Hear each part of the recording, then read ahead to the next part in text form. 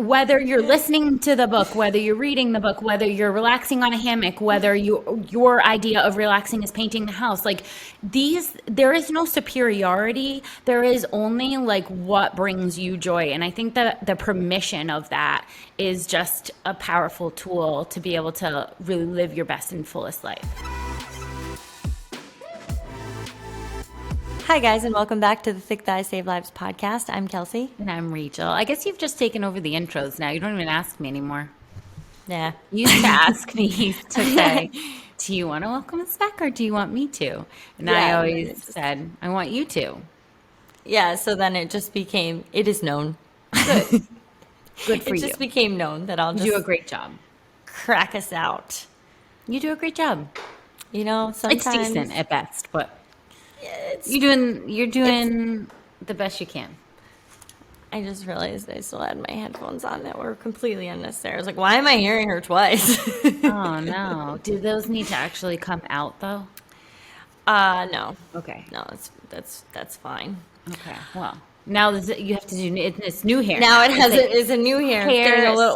It's a rainy day here in Massachusetts, and that's really not conducive to my look. Well, I think whatever products you have in there thanks. Are doing great because doing your job. Yeah, it is a rainy day, and your hair doesn't say it's a rainy day. It's not telling me the story of the weather, which is just, I think, an indication of great products. Oh, thanks. You want to plug anything? Or no, I don't really have anything awesome. I actually just need to, that's on my list of things to be better at, is like nighttime face routine and just like moisturizing self-care stuff. It's on my list, my ever-growing list of things I need to be better at. I mean, I think it goes in waves because, like, there are certain times where I'm like, yeah, I'm you do a great job, though. A 16-step routine, and then sometimes I go to bed with my makeup on. So, yeah, it's all about balance. Those are extremes, but I feel like overall you do a great job. Like whenever I am in my phase of like I need to get better at this, I'm like, what you using? What's going on over there? Like I feel like there are people that you go to for that kind of stuff when you want to revitalize a part of your life. Oh, I wanted to tell you it's funny to me. Funny, haha. I was gonna send you a Snapchat last night, but I couldn't get it together. But it was only something that you would understand. So that makes total sense to say it in front of thousands of people on the podcast. I mean, it's only something Kelsey's going to understand, but I didn't get to send you a Snapchat. And we don't have a lot of time together, so I'll just use this avenue to tell you. I was cleaning the kitchen last night. We always do like someone cleans the kitchen and someone gives Rory a bath. That's the way we split at night. So I got the kitchen and I was cleaning up and I always like put on my music. You know, it's the only time I can listen to my own music because Rory has his own favorite songs that he likes to listen to in the car. Which is I Am Woman. I mean, a lot of them are good songs that I like, but like what a kid will do if you like show them a good song that you like is that they'll just play it out so much that because they don't have any limit on how many times they can hear it. They want to hear it 67,000 times. It's sometimes in a row. Like he'll be like, I just want to listen to One Republic someday for the whole entire ride to school. And I'm like, well, it takes 25 minutes to get there. And he's like, yep. So I just want to insert my toxic trait as an adult is I do that. No. I'll listen to the same song for an hour in a row. It's a really weird thing. I don't know if I've ever told anyone this. That's so gross. It's a weird thing. Like I will just like get a song in my head and I will stim on it. Like I will repeat over and over and I won't even let it start a playlist like on the radio. Like I'll just be like, nope, I have to listen to it again. And I will do that literally for an hour. That's so disturbing. So I don't know if he's going to grow out of that. This is disturbing news. I think it's an ADD or an ADHD quality, maybe. It feels calming, which, like, it's it's not necessarily like that surprising to me because I'll watch like I have a couple movies or show that I'll watch over and over. I watch it to the same place, so it's the same 10 minutes of a movie every day. So like that's a weird thing, but like it's very soothing experience. This is very upsetting news. I can't believe that He'll you probably do grow out of that. it. So, okay. Anyway, so he has his songs that we have to listen to on repeat all day. And then when I get my turn with the radio, I like to listen to whatever I want to listen to. So last night it was going to listen to Gloria Estefan and the Miami Sound Machine. And while I'm cleaning, and I'm like, come on, shake your body, go to the conga. So this is good cleaning music, right? So I'm cleaning the dishes. So when they come down, he brings Rory down wrapped in a towel. And then it's like known that I have to shut off all my stuff because Rory's going to watch his 10 minutes of a show before he goes to bed. So I grabbed my speaker and I said, come on, Gloria. They can handle a natural heat. And I walked away and no one laughed. No one laughed. No, there's no way they couldn't laugh at that. No, I said, come on, Gloria. And that is pure comedic gold. No one laughed. No one got it. And this could be a quiz for our listeners. Everyone, what movie is that quote from? If you don't know, we aren't friends. I work in. I mean, it's a very well-known movie. It was before its time, but it is pure gold. I don't know if there's any other hints that I can get without giving it away. I don't wear shoes. No, you can't say that. That's too many hints. Okay, too many hints. But anyways, I really needed you right then. And I was going to send you a Snapchat later, but I was still cleaning up the freaking Taco Tuesday mess that was our kitchen last night. So I didn't end up doing it, but I'm glad I got to tell you now. So it was really good. Come on, when do you have the opportunity to use that pure gold? So you know what? First of all, I can't believe no one laughed at that. We might be able to give the 5-year-old a pass on this one, but my husband is the worst. He doesn't do movie quotes. He doesn't do movie quotes. No, that's not. But you know what? He's not a particularly easy laugh though either. Oh my God. I think at first I thought I just kind of surrounded myself with really funny people, and then I was told that I'm like an easy laugh, and I was like, I don't think I am. Like, you got to be funny. No, you don't. You don't. But like a little bit funny. My sense of humor, at least. Well, all I know is if I throw in a movie quote joke, then I'm definitely getting laughs. So that's why I wanted to snap you that, because I was like, I know she'll laugh at this. Oh yeah, it's gonna be 100%. A sure thing. It's gold, and you did it perfectly. Yeah, I mean, on point. Yeah, me and Gloria left the room and we continued cleaning by ourselves because they can't handle natural heat. That's what it is. They can handle my natural heat. I can't wait to see if people get this. You can't look it up. Hey, no honor cheating. system, no Googling. You either get it or you don't. Oh, should we tell them to text podcast? It's okay. How about this? We have multiple gifts for you today. How about that you can also get 10% off your order if you text the word podcast to 22896. And new customers are going to get 10% off anything you want site-wide on all your cool gear at CVG. And also you get to have a movie quote extravaganza. Should we do a giveaway for who gets it? Let's give something. If somebody gets this, and we're gonna go on our system here, you did not Google it, and you comment what the movie is. You have to be the first one to comment. You want to do it in the app? Let's do it in the app. Okay. In the app. So you have to be the first one to comment on our podcast post that goes up on Tuesdays in our CVG Nation app. If you're the first one to comment what the movie is, the correct movie, then you get this week's release for free. How about that? Ooh, I love it. How about that? How about that? I love it. I think, but no cheating. Because no one can handle your natural heat, let's be honest. So you need free stuff. So you get this week's release for free. get in our CVG Nation app if you're not already in there. And today's podcast is a controversial topic among me and Kelsey. We already had a fight before we even started the podcast about this topic. So I think it's going to, I mean, maybe it shouldn't be so controversial, but it is. It's a really hard, you know what? I feel that anything worth really talking about is going to be maybe fairly controversial. All right. Like I could spin it like that. And I want to,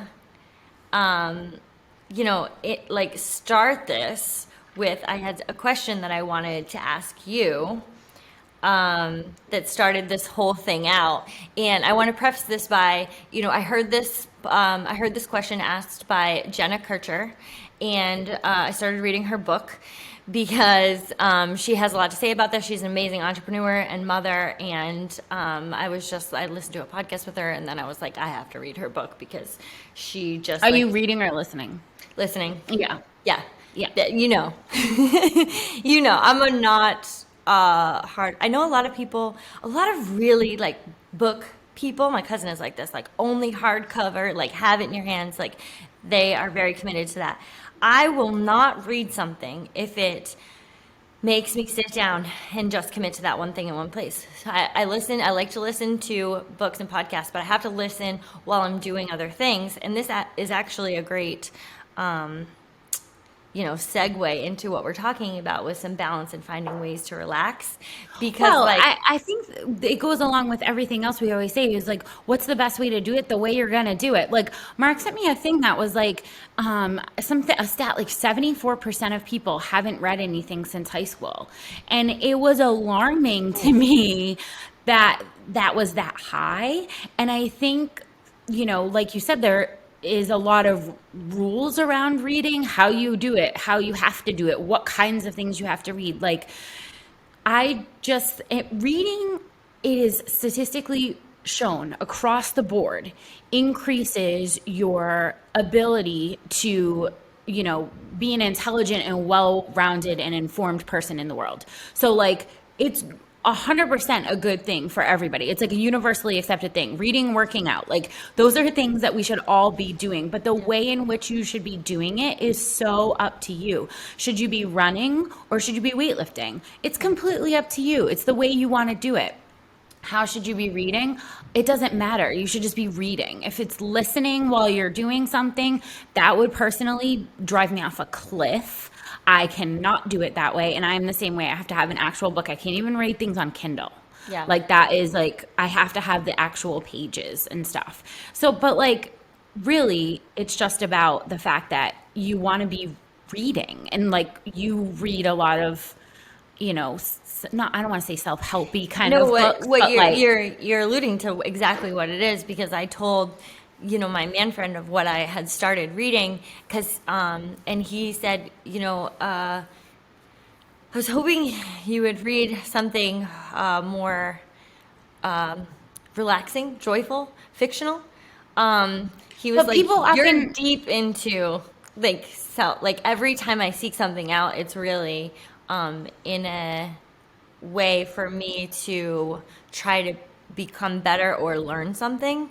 And as I was thinking about that, of like, how do I keep doing this, and like, what are some ways I could be better balanced with that? But I think what you hit on is a really important point that I just want to yell from the rooftops, is that like these rules that we've created on how you can do things are really counterproductive to doing things and reaching your goals and being productive and all of these other things. Because I can tell you, as a person, I thought that I needed to check off certain boxes to be a successful person. If I was going to be productive during the day, I had to do the productive things that the best entrepreneurs were doing, that they said were making them the most productive during their days. Like I had to do it just like them. And the fact is that they made that up for them. They didn't make that up for me. And like, I am not going to sit down and read a book and feel relaxed. I'm going to feel more stressed. And for a lot of people, sitting down and reading a book is a relaxing task. So when you look at like ways to relax and ways to create balance in your life, you see, disconnecting, you see like, read a book, be on a hammock, like all of these other things. And that to me sounds stressful.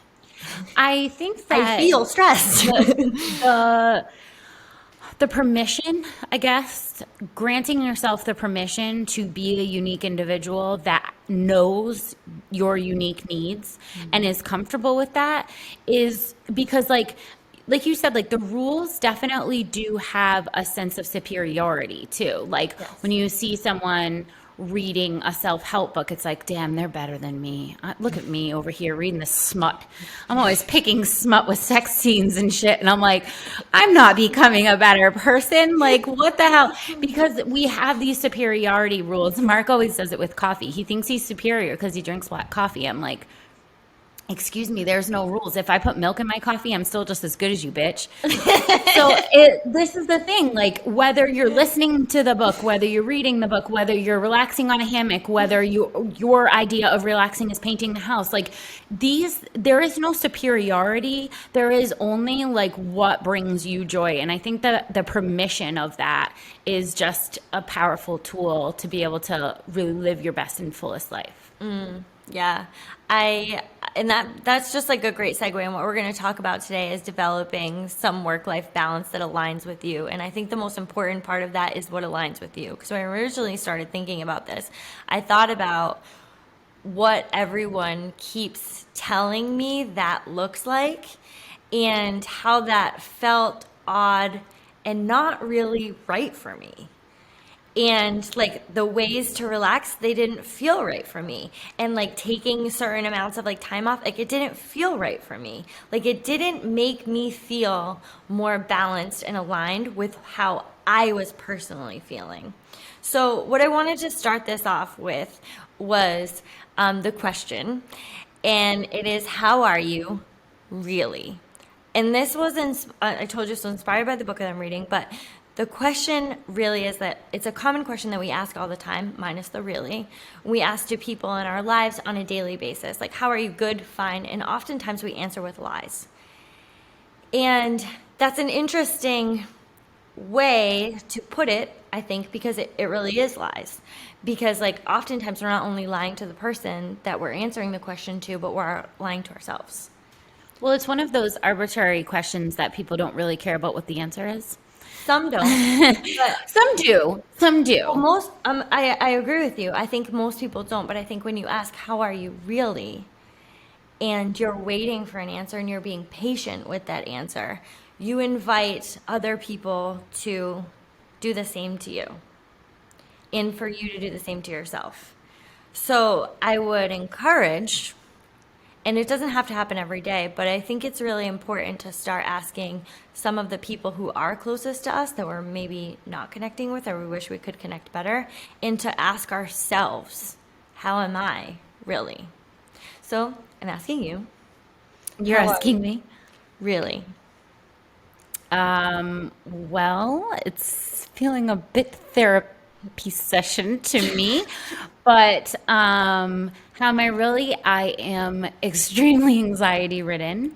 I cannot sleep right now because I am so anxiety ridden, which is obviously if you haven't listened to our sleep podcast, everything when you're not sleeping is just so much harder. Everything is so much harder, and problem solving is harder. So if you have, this issue that is causing you anxiety or a decision that you have to make, it's so much harder to see clearly on that without sleep, but then not making the decision keeps you from sleeping. So it's a weird place right now. But we have, there's a lot of changes and decisions going on in the business, and those decisions are hard, and we take them very seriously. And it's hard to, be, I guess, responsible for the well-being of what we consider the well-being of so many people. And so that's hard. That's hard. That's how I'm doing right now. I'm riddled with anxiety. How are you doing, really? Well, thank you for that answer, Rachel. You're welcome. I think that I love how honest you were with that response. And I think that that honesty invites other people to answer in the same way. I think right now I am feeling, in this season of my life, I'm feeling really energized. And I'm feeling a lot of excitement for where I'm going and what I'm doing. And I have come to this place where I started without that excitement. I started with really questioning what I was doing, where I was going, if it was the right thing. Why wasn't I on the same path as everyone else? What's wrong with me? And I kind of worked through that to a place where I could really own the season that I'm in and feel energized about it, because I love the work that I'm doing. I love working with thousands of women who are looking to improve their lives. I'm really thankful that I get to speak to women on a weekly basis, just about shit with my sister. I'm really excited that I get to work with my family and my best friends all the time. And I'm really excited about what my life is. And like it's really changed, because I used to have being like a competitive athlete as the top of my list. And as that started to fall, I started to question who I was. And like, was I even anything anymore? Like, what was important about me? And I think that's a question a lot of us have depending on the season that we're in. And thinking about maybe our season is changing, and what does that mean, and what does that look like for us? And then owning how we actually feel about that. Because I'm a bit of a gypsy, and I live in a small apartment and like basically live out of my car. A lot of And clothes in that car. there's so many clothes in my A lot of car. clothes. And at first I was kind of like, what are you doing? Like, you're so busy. You're running around all the time. Like, you are just like an incredibly busy person. You go from like thing to thing to thing. And you get home, it's like 9:30, blah, blah, blah. And then I realized, like, I love that about my life. I love how busy I am, because I'm excited about the things that I'm doing. So, not that that doesn't come with its like days and challenges and stress, but overall, I like it. I think that's a really good, I think it's well, one thing is I'm so excited that you're excited. That gave me one thing about sharing your actual feelings and emotions with people is that they rub off on other people, like the things that you describe bring up things in other people that they're like, huh, I wasn't thinking about that. That wasn't forefront in my mind. That wasn't top of the list for me. But now that you just mention it, I'm, thinking about some things like that for me. And I think that, it's true that your well-being and your energy really rubs off on a lot on the people around you. And the more that you share, the more, just relatable and the deeper your connections and relationships really are, which is, I don't know, the whole point in being here, I guess, because we're just Point being here. floating around on a rock in space, guys.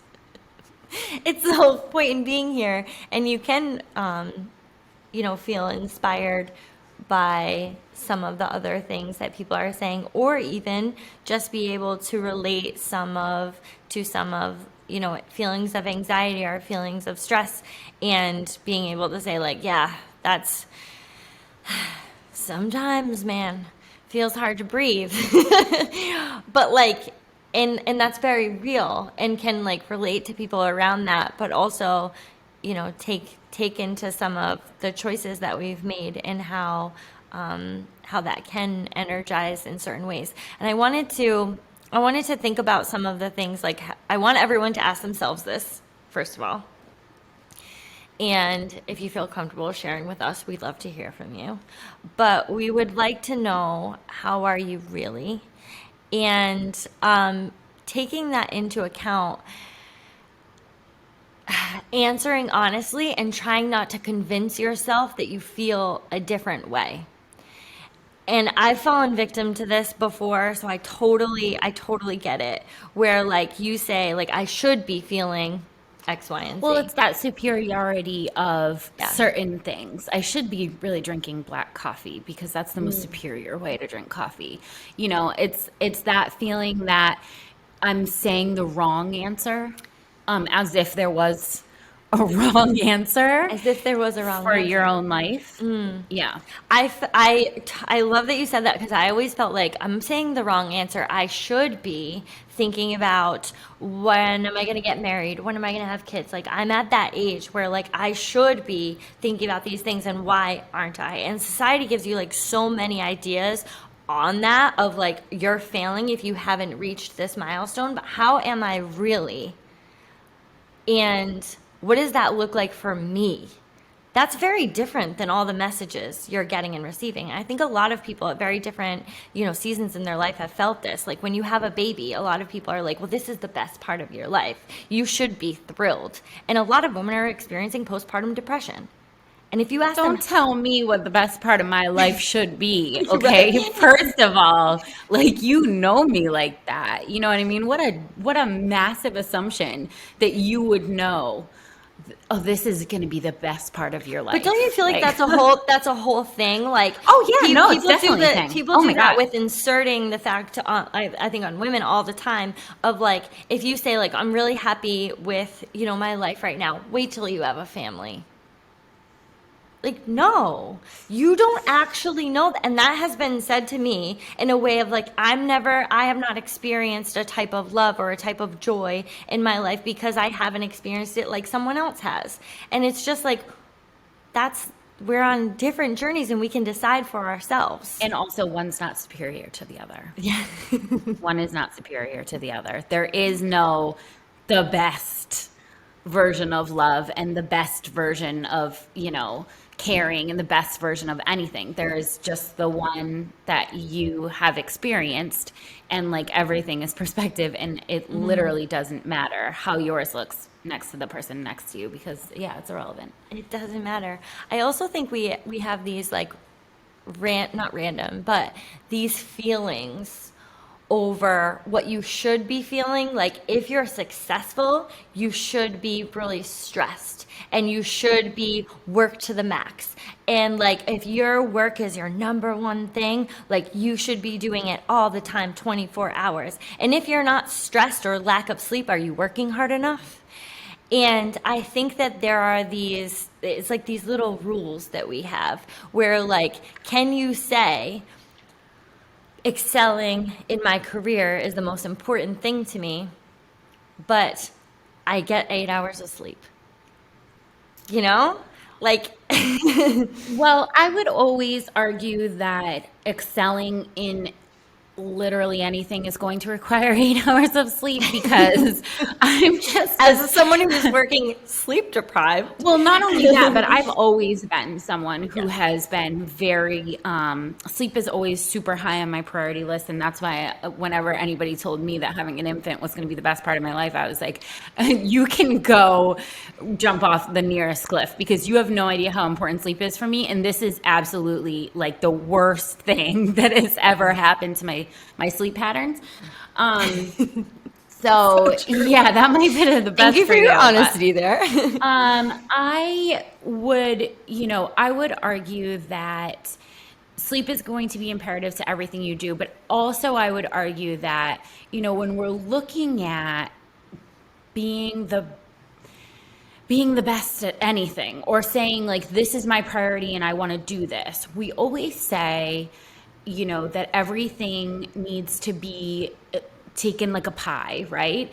If you're taking a huge slice, then you just don't have enough left over for some of the other things.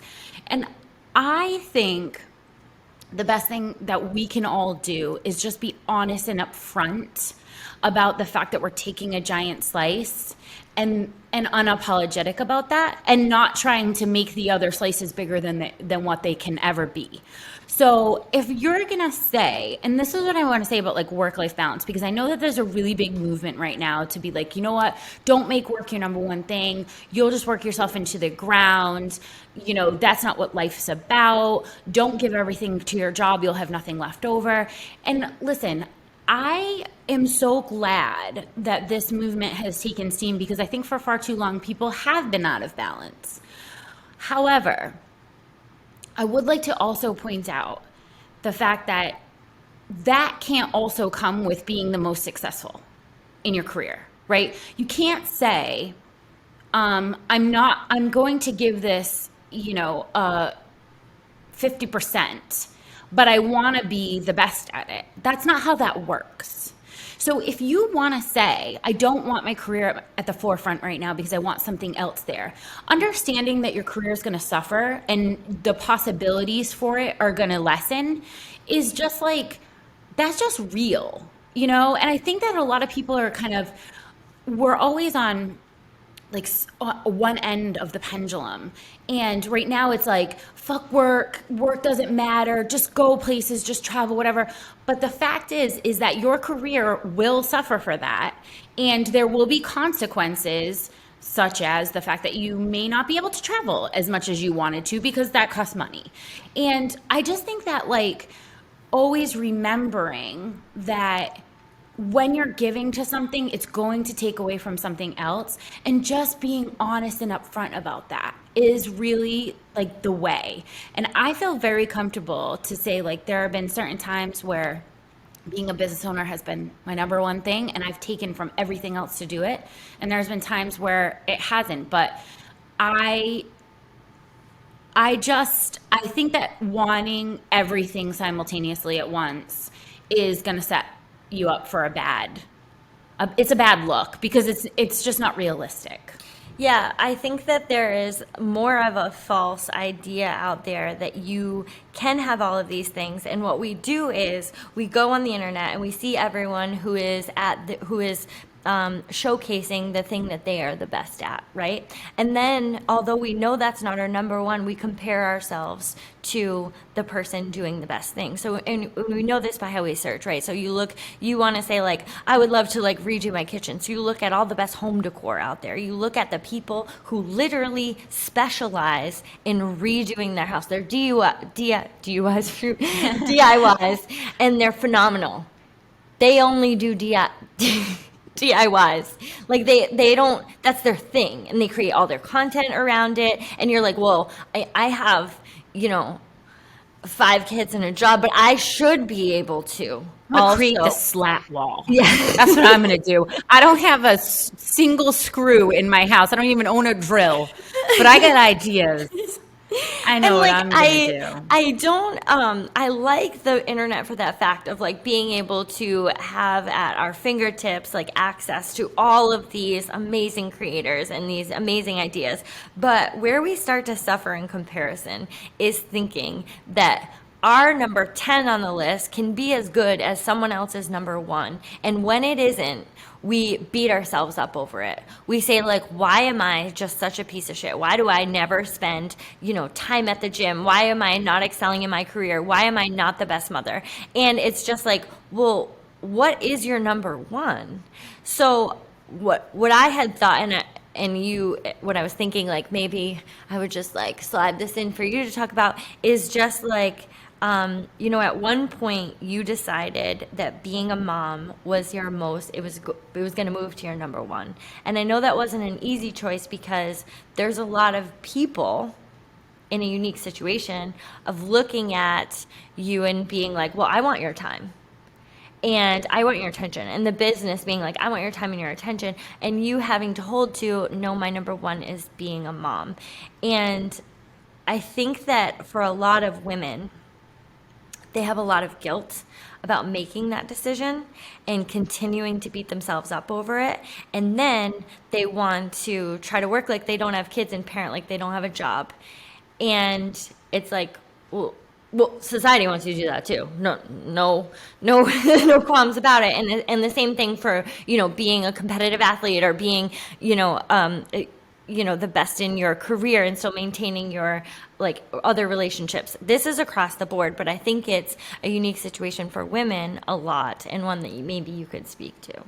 Yeah, well, I think, when we talked about Serena, I think it was, the exact same thing of like, even a person who has access. I remember people saying on the internet, well, why doesn't she just get a nanny? Yeah. You missed the point on that one. Because she has so much money Of that course she she could get a can do nanny. everything Yeah. because she could just get a nanny and she could, oh, she doesn't want to limit her time away from tennis. Why doesn't she just get a surrogate? Because she can do, because she has unlimited access to all the things she wants. And it's like, even a person that we sit and consider the fact that they have unlimited access because they have excessive amounts of money, even that person had to admit that there was certain things that they were not willing. She said, I'm just not, I want to carry my own child. That's Yeah. important to me. Yeah.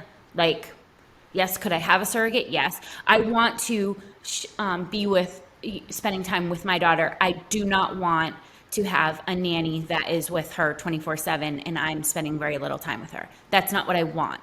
So it's like, I think that there was a lot of ways to go about, having my son and having the business. There was a lot of different options and things that I could do. I'm very lucky that I had some options on like, did I want to do a lot of childcare? How did I want to work this out? And at the end of the day, I just decided that the business for me had to take a back seat because I was going to do momming as number one. It came with a lot of feelings on that because, it's a little bit of a unique situation to be a business owner because when you feel the pressure of, your job, that is definitely a certain type of pressure. But when you feel the pressure of that, a lot of people are relying on you for their job. It feels sometimes as if your decisions they're impacting way more people than just you and your family. And that is a hard thing because it makes me feel as if my decisions need to be made with everyone else in mind and not just me. I can't make selfish decisions because people rely on me for, their financial well-being. And if I don't put 100% into CVG, what does that mean for our packagers? What does that mean for our customer support? What does that mean for the business? Does that lessen the longevity? Does that mean they're not going to have a job in a year? Like, what does that mean? So it's everybody makes their own decisions. And I'm really lucky and fortunate that Mark can really take over, but we made certain sacrifices to make that happen too. The fact is like a lot of the time is, me taking on the bulk of the responsibilities parenting wise so that he can take on the bulk of the responsibilities for the business. And that is a decision that we had to come to and make because I wanted to make momming my number one thing. It's really hard sometimes to not be here as much. And it's really hard to sometimes feel less connected here than Mark is because he's so in the trenches of every day. And I'm, picking up Rory from this and bringing Rory to this. And I don't have childcare all the time during the week, but that's the season. And then also like a big change is about to come because he's about to go to kindergarten. So like, it's about to become a different thing where I can say like, okay, I think that this is now a time where the season is for me to be more professionally motivated and minded in the back to the business. And that's a whole ass vibe too, because there's just a lot of feelings and emotions that go along with how much you are wanting to give to your career.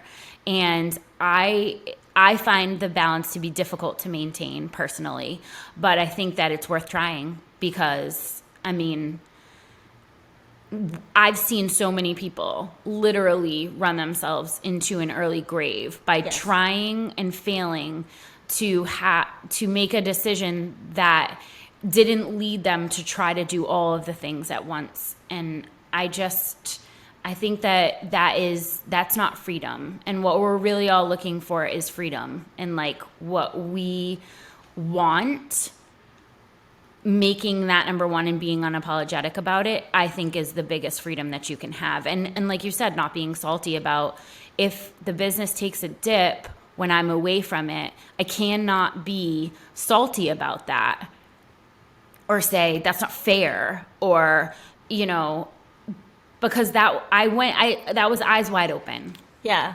Well, I loved that because I felt like that was really a decision you made with your eyes wide open, and I think that was an honest one that I think a lot of us could just think about the honest decisions that we are making and just really own them, because when we're not honest with the decisions that we're making, that's when the resentment comes in. That's when the comparison comes in, and where we're just feeling like we're missing the mark, where we're not moving in the right direction, where we're not being honest with the choices that we are making. And it's a hard thing to just be vulnerable and honest with yourself and say, like, this is what my number one is, this is what my choice is, this is my truth. But it's such an important one to owning the season that you're in, because ultimately, if you don't do that, you're gonna miss the season.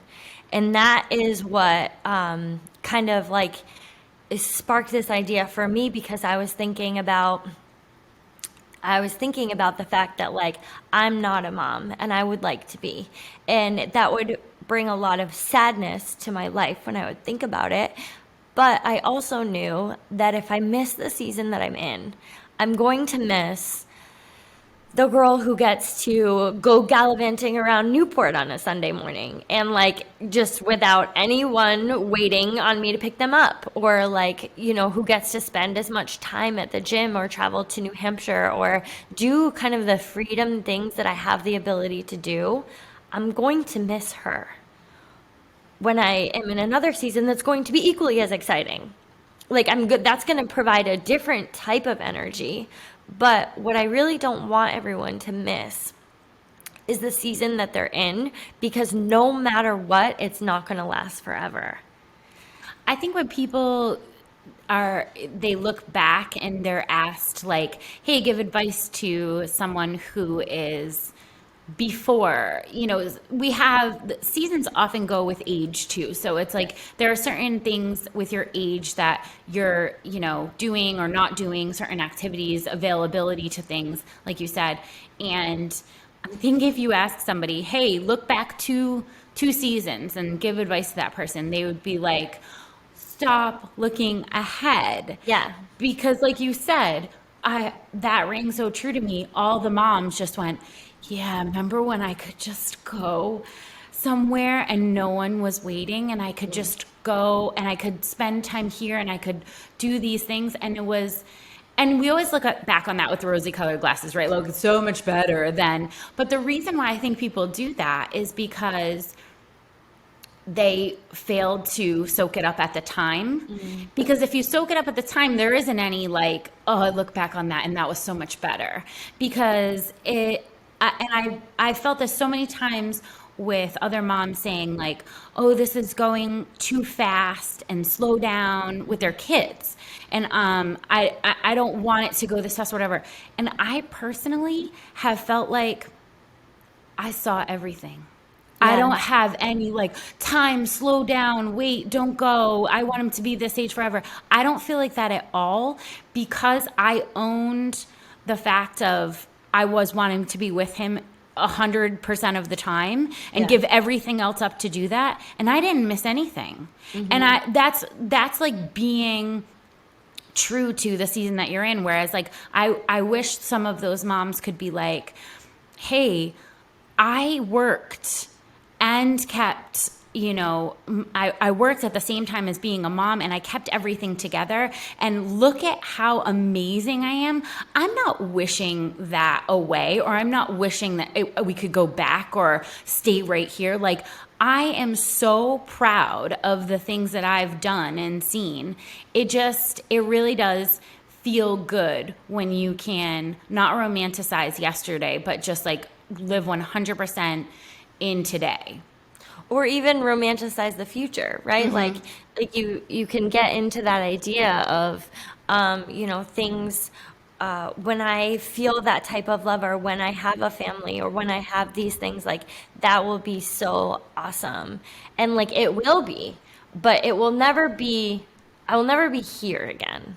So I just, like, I had paused on that at some point in the weekend when I had like started out feeling a little bit sad, and then thought like, this is the season that I'm in, and the one that I've chosen, and I don't want to miss it.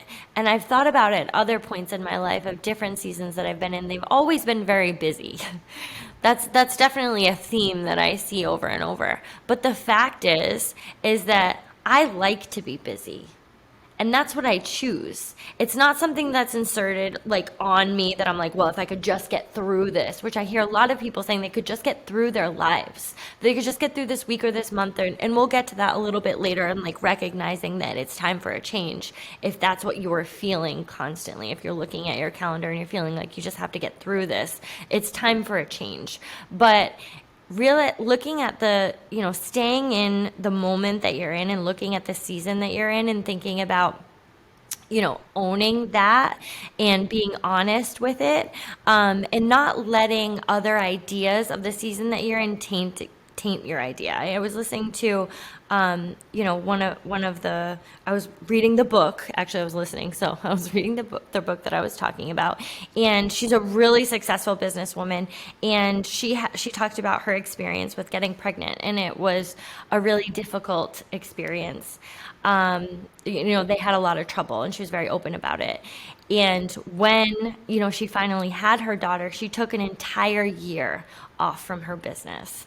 And this is with, she's got so many employees, this is her thing, but she told all of the people that worked for her that she did not want any opportunities to speak, any opportunities that would come up. She didn't even want them. And she created this email response back during that year period that she was just going to focus on being a mom. And I just thought that was a really interesting take on it, because I was like, wow, she was relevant. She was worried about not being relevant anymore, about falling behind, especially when she had so much momentum going in her career and she had this major disruption. But she decided, because it was so difficult for her to conceive, because I think it provided a lot of perspective. And sometimes those difficulties for us, I know how I related it to me was, I know that like competing at Wadapalooza was a really difficult thing for me in my first year. And I had tried to I tried to go to regional several times, and like things had really fallen through. And when my first workout there, I was living it. Like, I wasn't nervous. I wasn't just like, not that I wasn't nervous. I was nervous in a good way, but like I didn't miss the experience because I knew how hard it was to get there for me. And I knew it wasn't going to be forever. I wasn't going to be running on the beach at 5 a.m. in Miami, being able to run with some of the best athletes in the world. Like, this was a moment I was not going to miss. And I was hearing a lot of people, as we gathered on the beach at 3:30 in the morning to, gather for our heats, a lot of people being like, this is ridiculous. Why do we have to be here so early? It's dark. It's blah, blah, blah. And I was just like, ooh, you're missing it. You're missing the thing. A lot of the times, when we're in an experience, sometimes it's hard when you're going through a rough patch, Yeah. to see where this could possibly serve you, right? Like, and there are just some things that you just at the time feel very sure that this will never serve you in any way, and that this is just wildly unfair, and that you would rather not I'd rather not. If I could choose, I'd rather not have this difficulty or this challenge or whatever. But I think you're right. I think that most people who experience something and come out on the other side of it can certainly say that there are areas of their life that were different and changed, and perspective that they gained from that challenge, that it can't be bought, it can't be manufactured, you can't be told it secondhand. I talk to a lot of people who, you know, had it was very easy for them to start their family, or very seemingly easy to me. They didn't have any tragedies or difficulties. And to be honest, I just know that I know what I know and they know what they know. And those are two different experiences. And the way that I do things is different because I know what I know.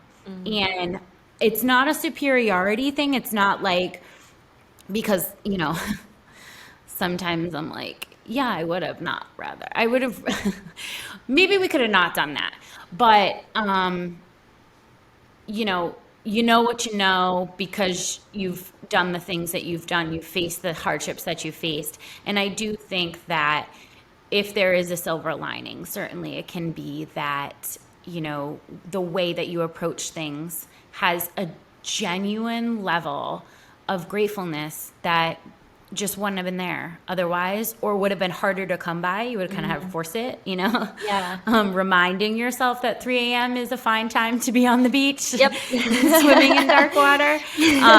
Trying to remind yourself of that 50 times rather than just having it come natural. But, that's, oh man. The things, man. The things that you learn, but if you can look at them in an honest light and then just own it, I think it's like such an important part of that process. So I want to talk about, some ideas with maintaining the work-life balance. And this is like me.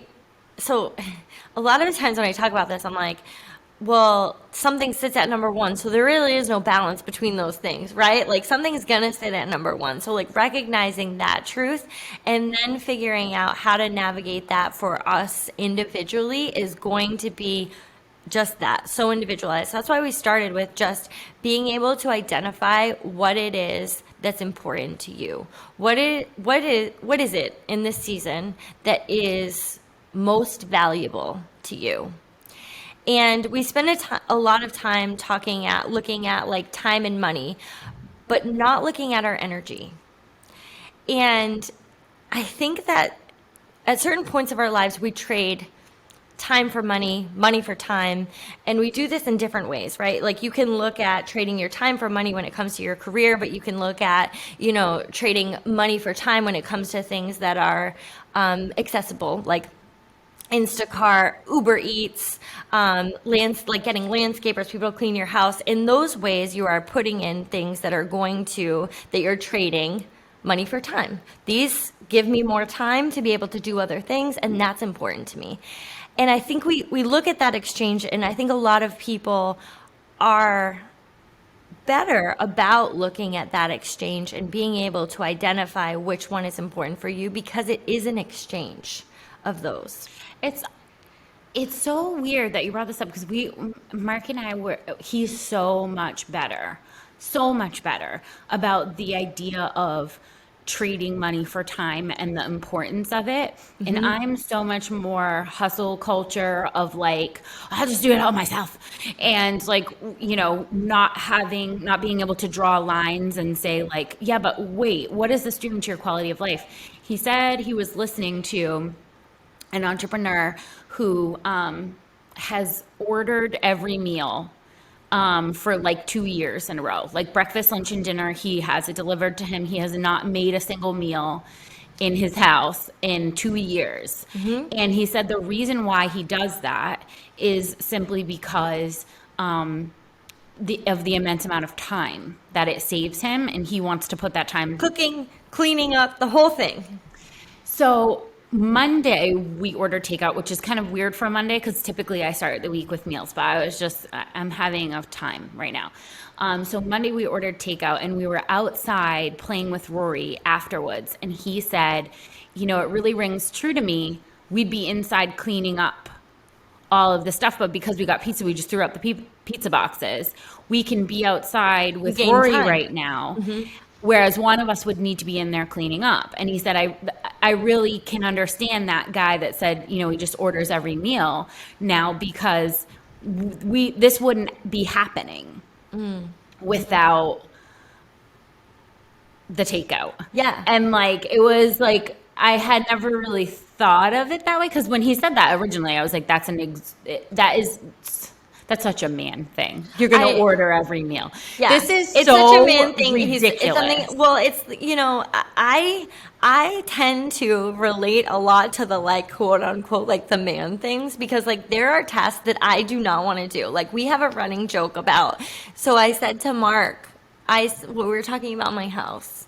And I was saying that a lot of women, which I learned with our unicorn release, have these, I don't know if we want to call them trinkets, but they have a theme in their house. And there's a whole bunch of memes about it. And I heard about it on Tinder, and then it became a real thing. I didn't know this existed. So apparently when you go into a woman's house, this is kind of a side note, but like you pick up on this theme. Like, is it owls? Is it unicorns? And then I went to go stay at this house in Newport, which was, you know, my friend's friend, basically, but she's a female entrepreneur.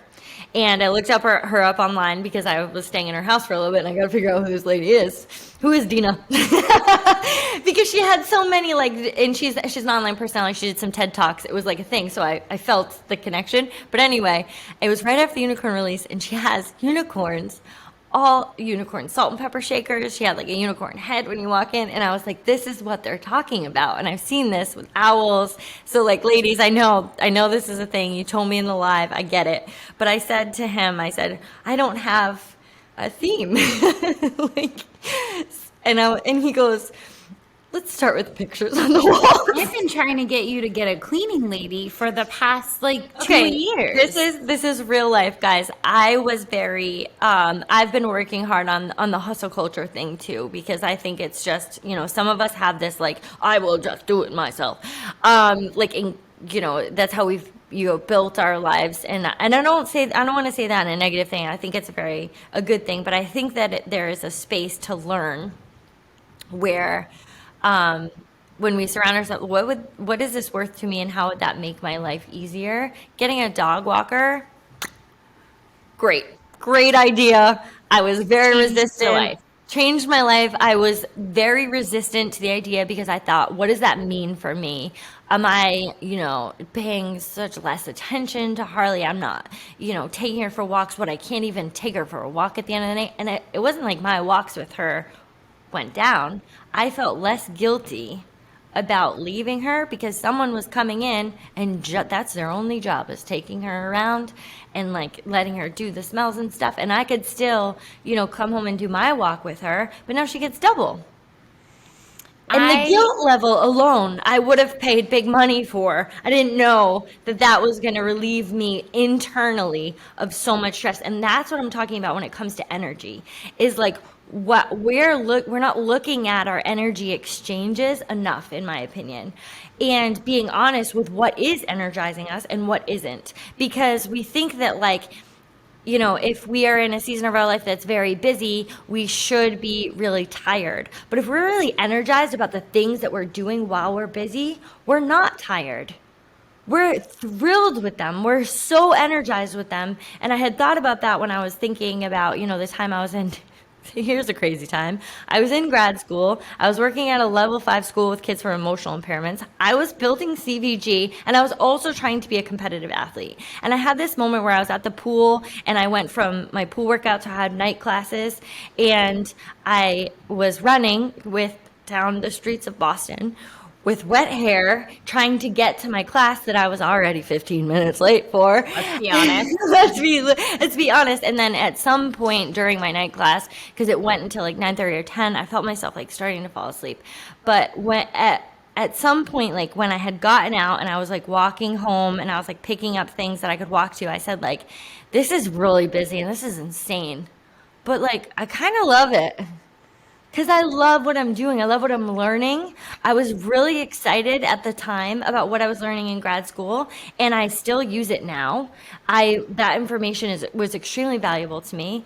I was getting I was getting my master's in clinical social work. I use all of those skills. I have zero regrets for that. But it was a really busy time, but my energy was I was really energized by the things that I was doing. And instead of just thinking about our exchanges when it comes to time and money, what about if we insert thinking about our exchanges and energy and what is really draining to us and what is energizing us? That feels very hopeful to me. I think it just feels very hopeful to me. It feels very, sometimes it feels so one-sided when it comes to the way that you're looking at your life and, am I happy or not happy? Yes. It's like, it's Can very I ride black down and the white. middle and Yeah. have like the human experience of being happy moments and like non-happy moments? Like, Exactly. Am I successful or not successful? exactly. Like everything feels so black and white, but when you think of it more in terms of, exchanges of your energy and like what is bringing you joy and what could be improved on and what is taking away some of your joy. I think that that's a really great way to kind of get rid of the stigma that there is a successful and unsuccessful and happy and not happy, and that there are these two courses and instead there's like 57,000 gazillion courses and that they're all intertwined. Yes. And I think that looking forward to your life and being energized about the things that are bringing you joy and like you said, looking to exchange some of those things that may be taking away from your energy.